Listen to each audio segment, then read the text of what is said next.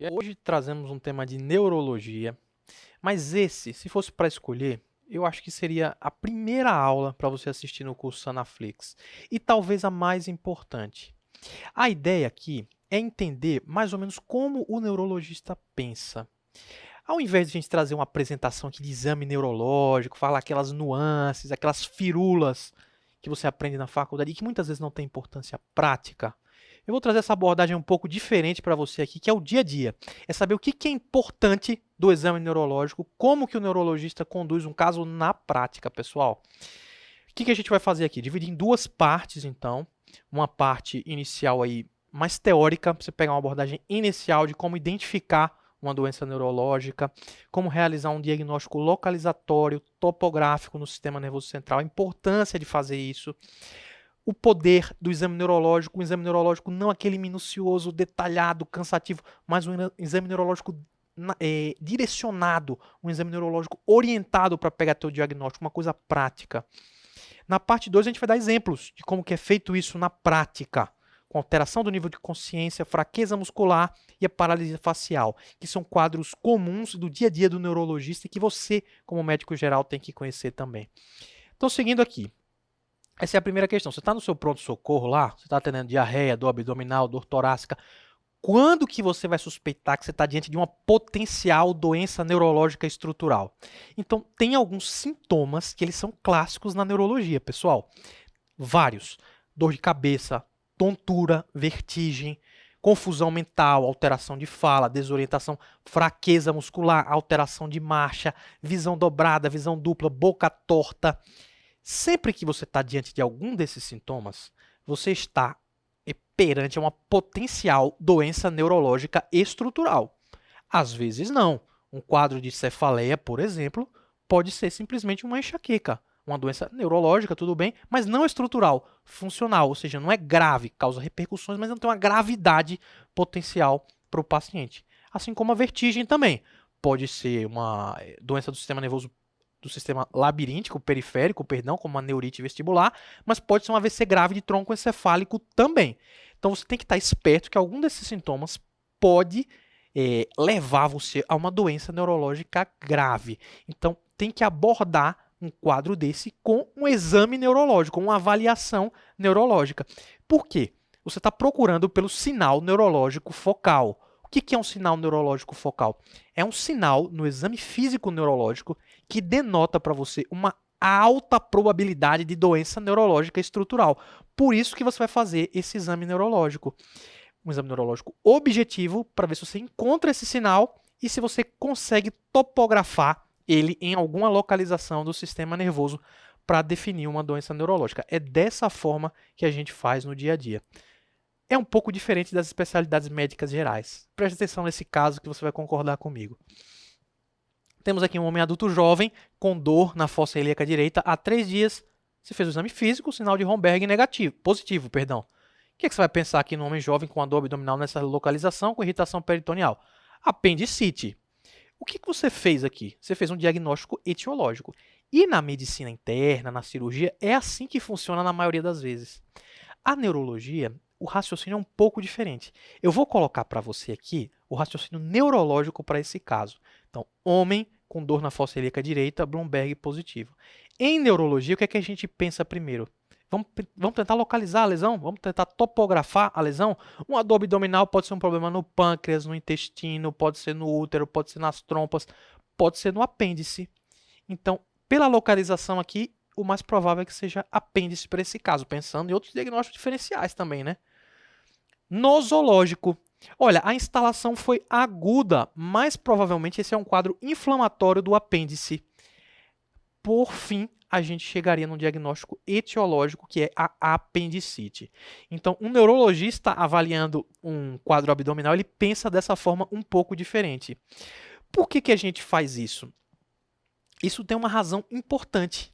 É o número de causas. O sistema nervoso ele é tão complexo que você, quando pega, por exemplo, um sintoma neurológico, fraqueza, vamos supor, as causas de fraqueza, meu amigo, elas são intermináveis, é uma bíblia.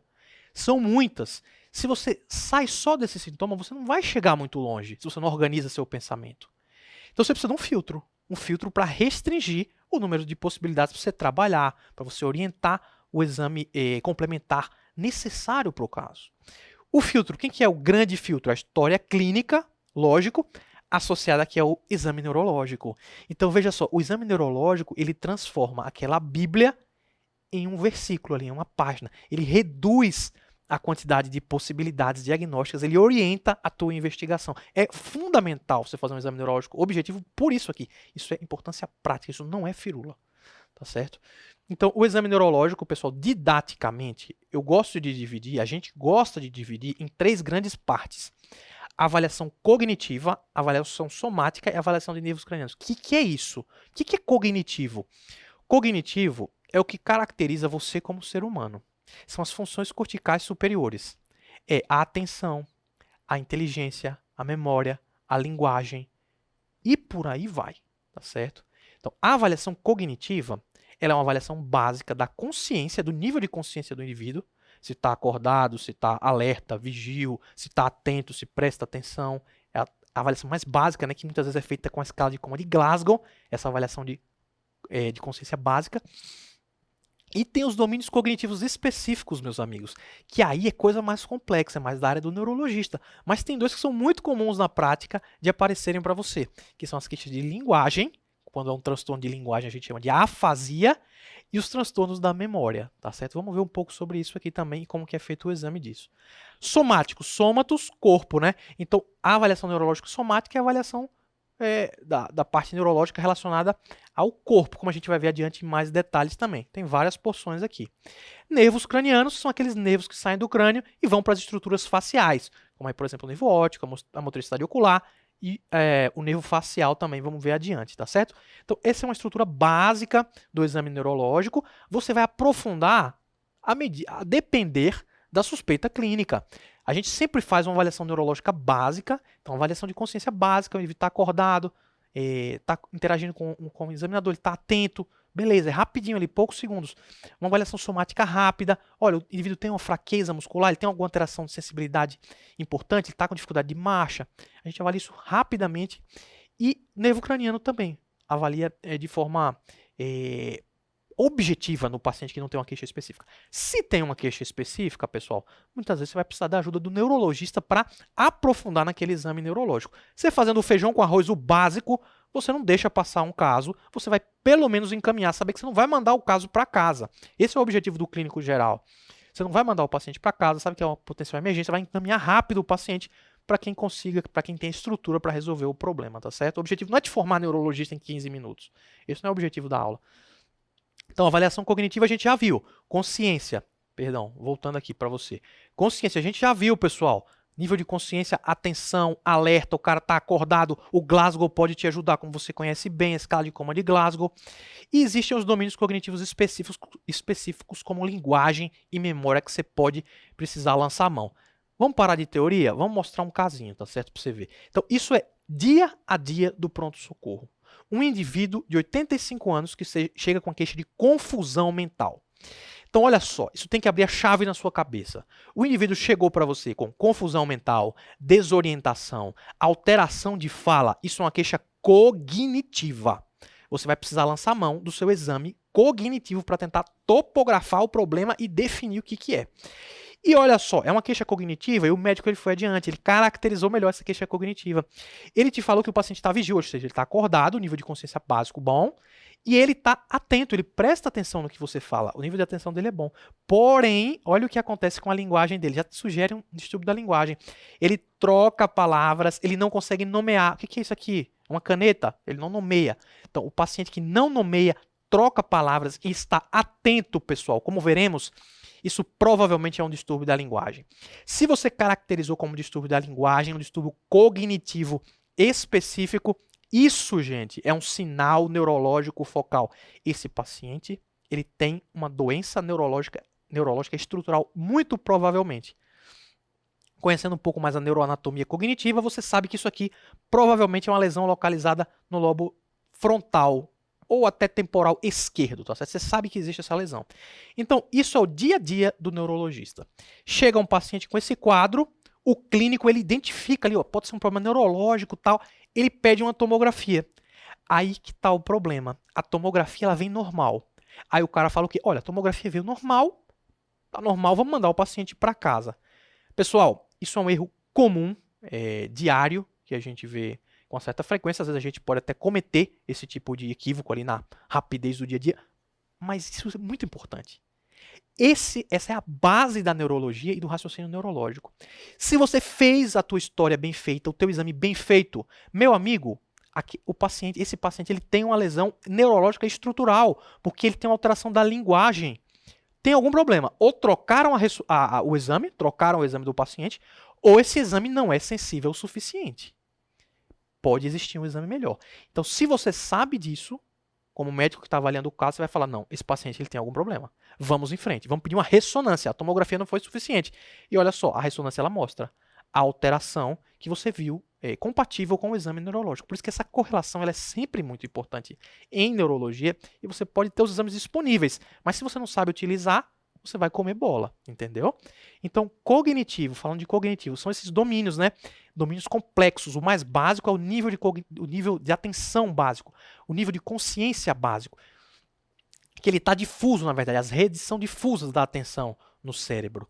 Mas existem níveis cognitivos, existem domínios cognitivos mais específicos, que têm localização peculiar, tem localização definida no cérebro, que são lesões neurológicas focais quando estão alterados, como por exemplo a memória na região do hipocampo, a linguagem na parte esquerda, na parte dominante dos lobos frontal e temporal. Aí você pode ter também as funções executivas, a organização para realizar atividades em sequência.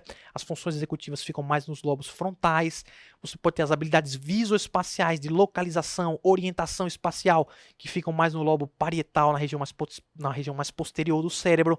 As praxias, a realização de comandos motores complexos em sequência, tem localização específica também no cérebro. O comportamento, as alterações comportamentais, agressividade excessiva, liberação, perda de noção social, falar palavrões, descer a calça, urinar em público. O comportamento ele está muito localizado nos lobos frontais, nas extensas redes frontais.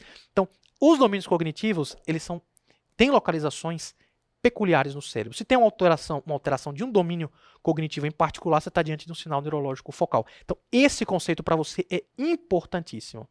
Alterações cognitivo-comportamentais, podem ter origem neurológica ou não neurológica. Isso que é fundamental. Observe que quando há uma alteração neurológica, ela pode ser neurodegenerativa, estrutural, tumor cerebral, inflamatória, vascular, um AVC. Isso depende da instalação. Uma instalação rápida, então, de uma alteração cognitiva, ela pode ser compatível com um quadro vascular, um AVC. Ao passo que isso é mais lento, pode ser compatível com um tumor. E essas alterações neurológicas, então, elas são alterações de domínios cognitivos específicos. É da linguagem, é da memória, por exemplo, que tem localização definida no cérebro. Ao passo que quadros não neurológicos, como por exemplo uma hiponatremia, uma infecção urinária em um idoso, uma intoxicação por substância exógena, elas causam uma lesão difusa, na verdade, uma perturbação difusa nas redes cerebrais. E aí isso se manifesta com desatenção. O indivíduo ele fica principalmente desatento, não presta atenção no examinador. Por exemplo, tem um nível de consciência flutuante, pode ficar mais sonolento, isso varia ao longo do dia. Esses quadros não neurológicos são conhecidos como delirium ou estado confusional agudo. As causas são várias, até mesmo depressão pode se manifestar dessa forma cronicamente, tá certo, pessoal? Então, isso tem que ficar claro para você. Alteração queixa, na verdade, cognitivo-comportamental, ela pode ser neurológica ou não neurológica. Poxa, mas complicado, né? Como que a gente vai diferenciar, por exemplo, nesse caso em questão? Como a gente vai diferenciar se isso é um transtorno da linguagem, uma afasia, ou seja, um sinal neurológico focal, de um delírio, de um estado confusional agudo por causa clínica? Exame neurológico ele vai te ajudar, o exame cognitivo. Como é que o paciente está? A atenção, o nível de atenção dele. Paciente desatento sugere muito delírio. Um paciente que não consegue prestar atenção em você, que não conta de 1 até 20.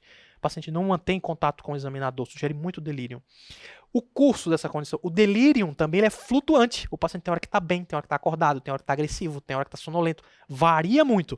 Ao passo que nos transtornos da linguagem, por exemplo, ele é constante, geralmente ele se mantém. E o exame da linguagem? Como que está o exame da linguagem? Característica marcante das alterações de linguagens, das alterações cognitivas da linguagem, é a dificuldade de nomeação. Mostra uma caneta para ele, mostra um relógio para ele, ele não nomeia, ele troca palavras, faz parafrasias, não faz sentido o que ele fala, tá certo? No paciente com delírio, isso é variável, tá certo? Essa diferenciação é muito importante na prática clínica. Caso de afasia, você vai pedir um exame de imagem, de neuroimagem. A suspeita é neurológica, alteração da linguagem, alteração focal. Delírio é difuso, você vai pedir exames clínicos. Você vai investigar a parte clínica do paciente, que pode estar responsável pela alteração. Fechado, pessoal? Quadro cognitivo, você viu bem, a gente deu um exemplo na prática de como que você faz. E agora, as avaliações, as alterações somáticas. Como que é o exame do corpo? Como que é feito? Então, o exame neurológico da parte somática, pessoal, começa com a motricidade. Então, você vai avaliar se o paciente ele tem fraqueza muscular. Você vai avaliar a força muscular do paciente, tá certo? Isso pode ser feito de várias formas diferentes, como, por exemplo, as manobras deficitárias. Você pede para o paciente estender os braços e ver se algum braço cai, por exemplo. Se algum braço cair em pronação, como eu estou fazendo aqui, isso sugere uma fraqueza piramidal. Você pode testar a velocidade de movimento. O indivíduo que está fraco, ele fica com o movimento mais lento, mais lentificado, tá certo? E você pode caracterizar também grupamento muscular por grupamento muscular. Aquelas escalas de força muscular por grupamento. Força grau 5, grau 4, grau 3. Você pode estudar um pouco mais sobre isso adiante, tá? Você caracteriza músculo por músculo, as manobras de oposição. Então, você avalia força muscular e depois os componentes outros da motricidade, como, por exemplo, os reflexos profundos, que é o martelinho, o tônus muscular, o volume muscular, se há atrofia muscular, o tônus muscular, perdão, isso é o trofismo, né? O trofismo é o volume muscular, se há hipotrofia, atrofia, se há perda do volume muscular. O tônus é diferente, o tônus é a avaliação passiva do movimento. Se está travado, se tem hipertonia ou hipotonia, a gente vai ver que isso é importante. Reflexos mais primitivos, por exemplo, como o reflexo cutâneo plantar no pé. Vamos ver também adiante a importância, tá certo, pessoal? Então esse é o exame da motricidade. Ver se tem fraqueza e tentar topografar a fraqueza. Sensibilidade, a gente pode avaliar a sensibilidade superficial com objetos pontiagudos, você vai testando nas diferentes partes do corpo, tá certo? Um objeto pontiagudo, a sensibilidade superficial dolorosa, e a sensibilidade profunda, ela pode ser testada, por exemplo, avaliando se o paciente ele consegue saber se o dedo está para cima ou para baixo. É um senso de posicionamento do dedo. Avaliar com um instrumento chamado diapasão é um pouco mais complicado, tá certo? É um pouco mais do especialista. A coordenação, né? A avaliação da coordenação, então ver se o paciente ele tem algum tipo de alteração da coordenação, uma ataxia cerebelar, por exemplo, doença cerebelar que ele perde a coordenação, ele não consegue chegar no alvo, ele fica com a marcha alterada, marcha de base larga, por exemplo, um indivíduo que tem uma alteração cerebelar, tá certo, pessoal? Movimentos involuntários como o tremor, a gente avalia, faz um grande diagnóstico diferencial, isso é uma coisa bem à parte na neurologia, tá certo? Os sinais meníngeos, avaliar naqueles pacientes que têm suspeita de meningite, por exemplo, tá certo? Teoria, você vê que é chato, mas o caso você pega como que funciona o raciocínio neurológico. Na prática é isso aqui, avaliação somática, uma das grandes razões para você avaliar a parte somática do exame neurológico é o paciente que tem essa queixa aqui de fraqueza muscular. Olha esse senhor aqui, essa senhora, 40 anos, fraqueza nas pernas. Fraqueza nas pernas para o neurologista não diz muita coisa, porque a fraqueza ela pode resultar de lesão em diferentes partes do sistema nervoso. Então tem que caracterizar melhor na história e no exame neurológico. Olha só, que informações que o caso vai te passar. Ele te passou que o paciente tem uma incontinência urinária associada, os reflexos estão exaltados e tem uma dormência, uma dificuldade de sensibilidade até o umbigo, um nível sensitivo. Para quem está acostumado com neurologia, e você vai ver como isso funciona agora, essas informações aqui, elas localizam o problema. Elas localizam o problema para mim no sistema nervoso central, porque tem reflexos exaltados, e localizam na medula espinhal torácica, porque tem um nível sensitivo na altura do umbigo, ou seja, um nível torácico, de dermátomo torácico, associado a uma incontinência urinária que é muito comum em alterações medulares. Então, eu fiz um diagnóstico topográfico de medula torácica aqui. Olha só como isso é bem comum na prática. Paciente com fraqueza nas pernas, o que alguém fez, algum colega fez? Pediu um exame de ressonância magnética, de alto custo, exame, de alta definição, ressonância magnética da coluna lombar. Maravilha, o exame veio normal. É alta para o paciente está inventando os sintomas? Não é bem assim. Houve uma topografia equivocada. Veja só, se você pula esse passo da topografia, se você não topografa, mesmo com as condições suficientes, você vai pedir o exame errado. Você vai pedir o exame errado, o exame vai vir normal, você vai se confundir. Então, o caso a gente topografou na medula torácica e olha só, pediu medula torácica, tem uma grande hérnia comprimindo a medula torácica. Se fez o diagnóstico topográfico, você vai pedir o exame certo, você vai interpretar adequadamente, tá certo? Como que é feito isso, então? Fraqueza muscular, pessoal, acorda. Fraqueza muscular pode ser lesão nessa grande via, na via do neurônio motor. A via da motoricidade começa lá em cima do córtex, desce por um trato piramidal que passa pelo cérebro, tronco encefálico, medula espinhal, chega em um segundo neurônio motor lá na medula espinhal, ganha a periferia através das raízes nervosas, nervos periféricos, junção neuromuscular, chega no músculo, realiza o movimento. Perceba, lesão em qualquer lugar dessa extensa via pode dar fraqueza muscular. Então, se você não souber topografar bem, você fica perdido, você não sabe nem que exame você vai pedir e o que você está diante, tá certo, pessoal? Didaticamente e do ponto de vista de exame neurológico, olha o que o exame neurológico ele consegue te fornecer, ele vai te dizer isso. Através de síndromes de combinação de achados, o exame neurológico ele pode te dizer se o dano está no sistema nervoso central, ou seja, cérebro, tronco encefálico, medula, através de uma chamada síndrome piramidal, que vamos ver como que ela é caracterizada. Por outro lado, se a lesão está periférica, a partir do segundo neurônio motor, nervo, junção neuromuscular e músculo, vai se apresentar no exame neurológico como uma síndrome da unidade motora. Então, o exame neurológico ele te ajuda muito nisso. Como que funciona? Síndrome piramidal, lesão central. A lesão está lá em cima. Há uma liberação daquele neurônio motor inferior. O neurônio motor superior, ele modula o neurônio motor inferior, para ele não ficar muito liberado. Se você tem uma lesão central do cérebro, da medula, aquele neurônio motor inferior ele vai ficar completamente liberado para atuar. Então você vai ter essa combinação peculiar de achados, que é um aumento do tônus, uma hipertonia, ou seja, o indivíduo fica travado no exame, você não consegue mobilizar as articulações dele, a espasticidade. Aquele martelinho, os reflexos do martelinho ficam muito exaltados. Você bate lá no tendão patelar do paciente, ele reage rápido, reage de forma exaltada, reflexos exaltados. E voltam a surgir reflexos primitivos, que estão presentes no bebezinho e que vão sumindo à medida que você fica adulto, que é o reflexo cutâneo plantar em extensão de Babinski. Você estimula a planta do pé do paciente e ele levanta o hálux para cima. Esse que é o sinal de Babinski. Levantar o hálux para cima quando você fizer uma estimulação tátil embaixo do pé do paciente, na planta do pé do paciente. Reflexo de Babinski, o reflexo cutâneo plantar em extensão, tá certo, pessoal? Observe essa exceção aqui. Mielopatias agudas, quadros agudos do sistema nervoso central podem não demonstrar essas alterações aqui. Então tem que ficar esperto, tá certo? Mas isso é uma exceção de forma geral. Ora, mas eu localizei a síndrome piramidal como central. Mas como que eu vou saber se ela está no cérebro, tronco encefálico ou medula espinhal? Outros achados associados te ajudam. Por exemplo, o padrão. No cérebro, as lesões geralmente são unilaterais e o indivíduo se apresenta com a fraqueza na metade do corpo, em hemiparesia. No tronco encefálico também, geralmente funciona hemiparesia.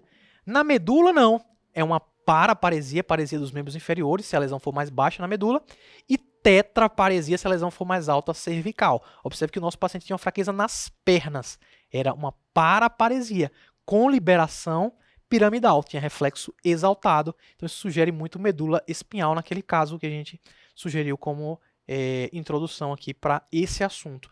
O que ajuda mais? Por exemplo, lesões cerebrais podem ter outros déficits associados, como déficits cognitivos corticais, uma alteração da linguagem associada, então topografa no cérebro.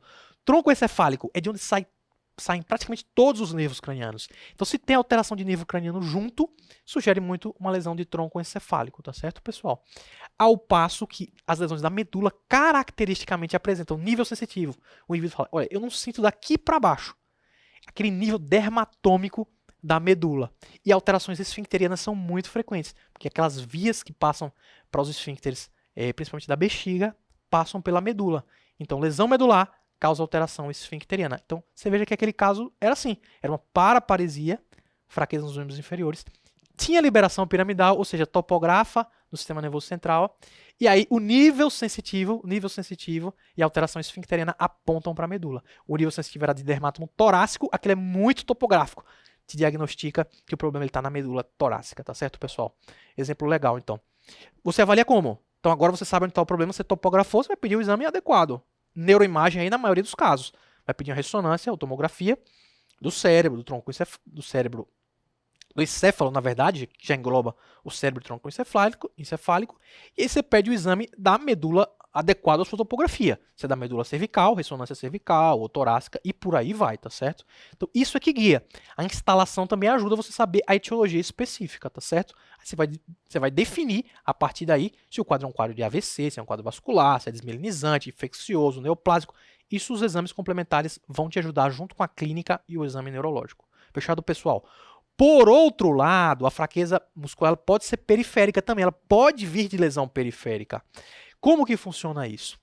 Antes de falar sobre as características, eu já vou te dar essa peculiaridade. O neurônio motor inferior, apesar dele estar na medula, funcionalmente ele se comporta como periférico, como a parte inicial do sistema nervoso periférico, que resulta naquela síndrome da unidade motora, né? Clinicamente, então, a síndrome da unidade motora periférica é isso aqui. Os reflexos eles estão hipoativos, pode ter atrofia ou hipotrofia muscular, o indivíduo seca, né? Fica só pele e osso. E aí pode aparecer fasciculações também, tá certo? Beleza, mas eu topografei no sistema nervoso periférico ali, não tem piramidal, tá no periférico. Mas como que eu vou sair dessa enrascada aqui? É neurônio motor inferior? É nervo periférico? É junção neuromuscular? É músculo? Achados adicionais vão te balizar aqui. Como, por exemplo, quais são os sistemas acometidos?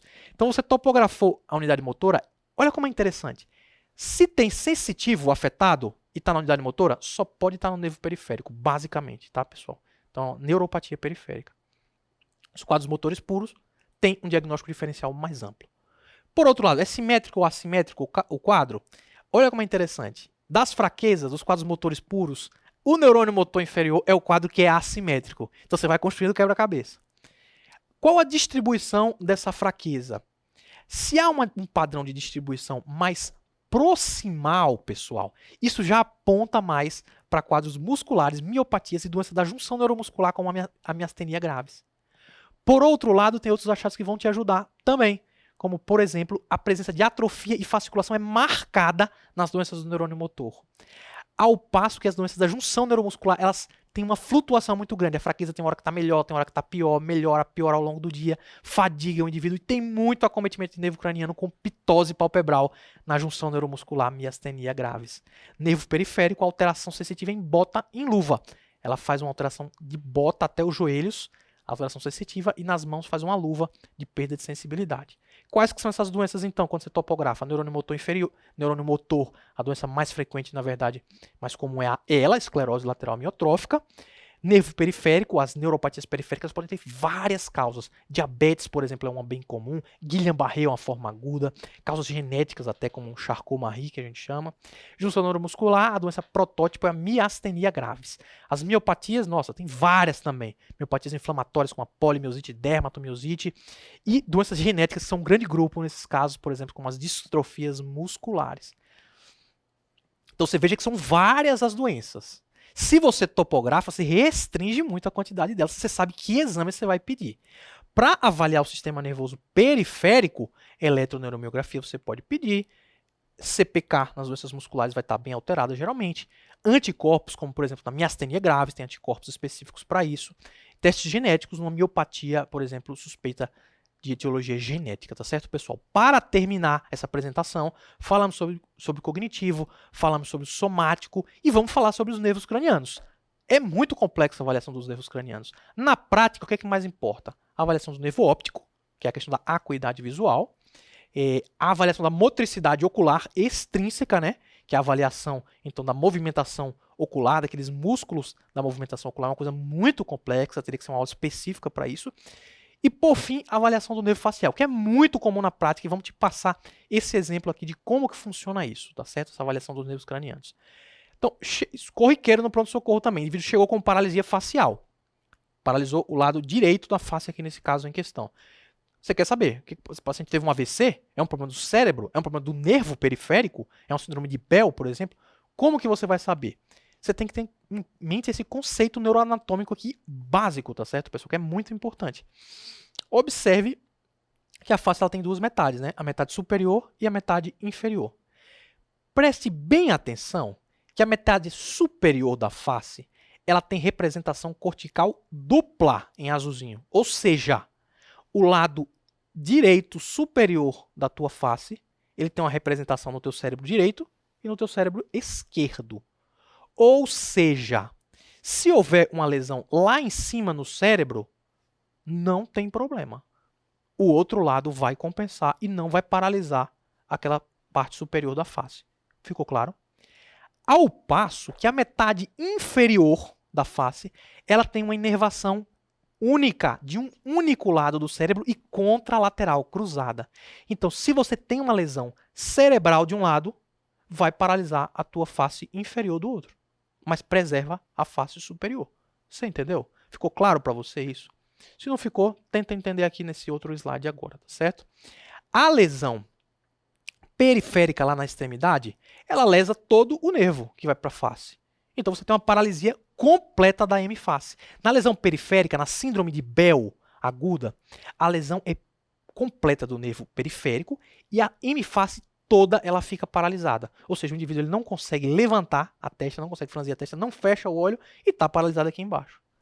Por outro lado, se você tem uma lesão cerebral central, só vai paralisar a metade inferior da face. Só a metade inferior da face contralateral. Porque essa metade superior ela tem uma inervação cortical dupla. Então, o outro lado saudável vai manter o paciente levantando a testa e fechando bem o olho. Só paralisa a parte inferior e, claro, geralmente acomete o braço junto. O paciente ele tem uma paralisia do braço junto, ao contrário da lesão periférica da síndrome de Bell, que é só a hemiface. Pessoal, é um assunto muito denso, tentamos condensar de uma forma mais prática para vocês, introduzindo como entender a doença neurológica. Topografar é fundamental, localizar para restringir o número de causas. O exame neurológico é muito poderoso para fazer isso e existem condições práticas que você leva isso em consideração. A gente deu exemplos aqui, alteração do nível de consciência, fraqueza muscular e paralisia facial. Para caracterizar se o quadro é neurológico ou não, em primeiro lugar, neurológico grave ou não, em primeiro lugar. Em segundo lugar, para localizar dentro do sistema nervoso onde que é o problema. Referências básicas para vocês aqui, o Brace e o De Jong, são livros tradicionais em semiologia neurológica. Pessoal, espero que tenham aproveitado. Esse é o caminho que a gente percorre para estabelecer um diagnóstico neurológico. Até uma próxima oportunidade. Um grande abraço.